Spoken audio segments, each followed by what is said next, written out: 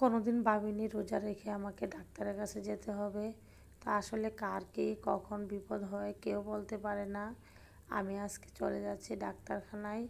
আমাকে ডাক্তার আজকে দ্বিতীয়বারের মতো ডেট দিয়েছিল। এখন আমি ডাক্তারখানায় হসপিটালের কাছাকাছি চলে এসেছি। এখানে ডাক্তার দেখে আমাকে আবার ইফতারের আগে বাসায় যেতে হবে। বাসায় গিয়ে ইফতার করব।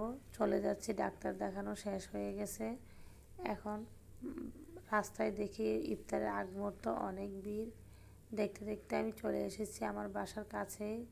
তো এখান থেকে হেঁটে যেতে হবে, রিক্সা নেওয়া যাবে না, কারণ দুই পাশেই দোকান। আর এখান থেকে একটি গাছও আমি নিয়ে নিলাম ছাদ বাগানের জন্য, ছাদে গাছ লাগাবো তাই। এই তো দেখুন দুই পাশে সব দোকান বসে গেছে।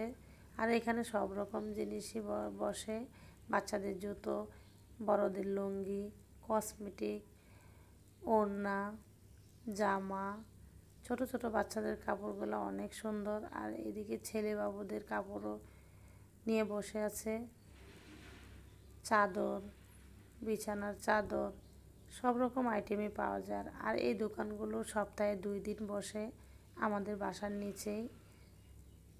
অনেক রকম জিনিস পাওয়া যায়। তো আজকের মতো এখানেই শেষ। দোয়া করবেন আমার জন্য।